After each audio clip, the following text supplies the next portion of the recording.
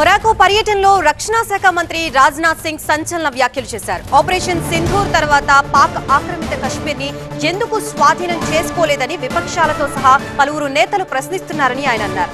మనం పీఓకేని స్వాధీనం చేసుకోవాల్సిన అవసరం లేదన్నారు. భారత్ లో విలీనం చేయాలని పీఓకే ప్రజలే ఇప్పుడు భారీ ఉద్యమాలు చేస్తున్నారని అన్నారు. భారత్ లో పీఓకే విలీనం అయ్యే రోజు అతి త్వరలో ఉందన్నారు రాజ్నాథ్ సింగ్.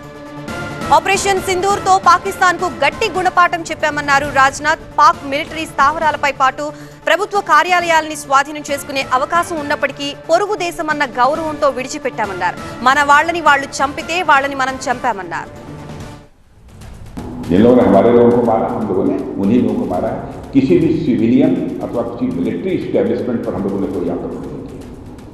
देखिए, यह चरित्र, यह कैरेक्टर केवल भारत का होता है. हम चाहते तो मिलिट्री इस्टेब्लिशमेंट पर भी हम आक्रमण कर सकते, हम चाहते तो सिविलियन इस्टेब्लिशमेंट पर भी हम आक्रमण कर सकते. नहीं किया. यह है भारत का चरित्र. भारत के इस कैरेक्टर को हम सबको बचा के रखना चाहिए, बनाकर रखना चाहिए. इस पर किसी भी सूरत में साइन ऑफ इंटरवेंशन नहीं लग सकती. और यहाँ पर मोरक्को में रहकर भी मैं आप सबसे यही अपेक्षा करता हूँ.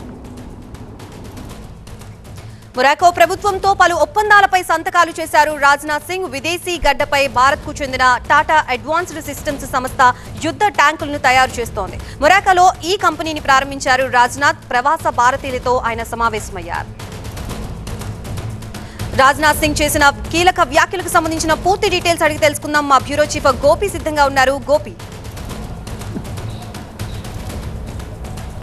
రక్షణ ఒప్పందాలు, ఆయుధ సంపత్తికి సంబంధించిన ప్లాంట్, భారత ఆయుధ ప్లాంట్కి ప్రారంభోత్సవానికి సంబంధించిన కార్యక్రమంలో భాగంగా రక్షణ మంత్రి రాజ్నాథ్ సింగ్ 3 రోజుల మొరాకో పర్యటనలో ఉన్నారు. ఆయన భారత సంతతి ప్రజలను ఉద్దేశిస్తూ ఈరోజు కీలక వ్యాఖ్యల్ని చేయడం జరిగింది. పాక్ ఆక్యుపైడ్ కశ్మీర్కి సంబంధించి, ముఖ్యంగా పాక్ ఆక్యుపైడ్ కశ్మీర్ని మనం స్వాధీనం చేసుకోవడం కాదు, వారే తాము భారతీయులం, మాది భారతదేశం అనే చెప్పుకునే పరిస్థితులు వస్తాయి. ప్రస్తుతం అక్కడ ఆందోళనలు కొనసాగుతున్నాయి.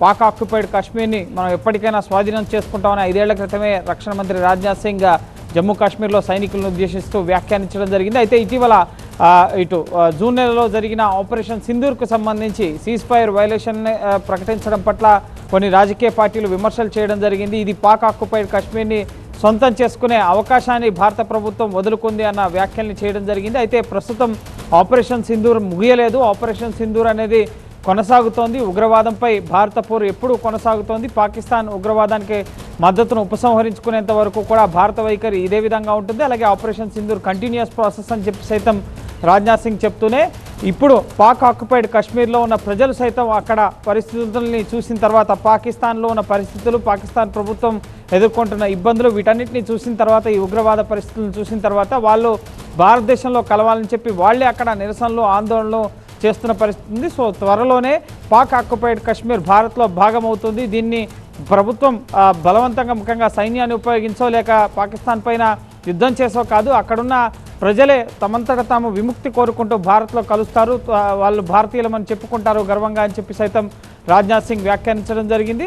సో ఖచ్చితంగా పాక్ ఆక్యుపైడ్ కశ్మీర్లో ఒక్కొక్క నిర్ణయం తీసుకుంటున్న కేంద్ర ప్రభుత్వం ఆర్టికల్ 370 రద్దు కానీ అనేక కీలక అంశాలకు సంబంధించి ఈ పాక్ ఆక్యుపైడ్ అంశంలో కూడా ఇటీవల పాకిస్తాన్ ఆపరేషన్ సింధూర్లో భాగంగా దీనిపై కూడా ఒక నిర్ణయం తీసుకుంటారని భావించినప్పటికీ తర్వాత సీజ్ ఫైర్ వైలేషన్ జరిగి ముఖ్యంగా ఆపరేషన్ సింధూర్, ముఖ్యంగా సైనికపరమైన చర్యను పాకిస్తాన్ పైన నిలిపివేయడం జరిగింది. కానీ సైనికపరమైన చర్యను నిలిపివేసినా కూడా మిగతా దౌత్యపరమైన, వాణిజ్యపరమైన ఆంక్షలు ఇంకా పాకిస్తాన్పై కొనసాగుతున్నాయి. ఇటీవల నిన్న కూడా పాకిస్తాన్ సైన్యం బార్డర్ వద్ద కాల్పుల విరమణ ఒప్పందాన్ని ఉల్లంఘిస్తూ కాల్పులు జరిపిన పరిస్థితి ఉంది. సో ఇంకా సరిహద్దుల వద్ద అడపదడప ఘటనలు జరుగుతూనే ఉన్నాయి. కానీ పాక్ ఆక్యుపైడ్ విషయంలో మాత్రం భారత వైఖరి ఇంకా స్పష్టంగా ఉంది. అది ఏనాటికైనా భారత్దే అన్న విషయాన్ని మరోసారి అంతర్జాతీయ వేదిక పైన ఇప్పుడు రక్షణ శాఖ మంత్రి మాట్లాడడం అనేది కొంత ప్రాధాన్యత సంతరించుకుంది.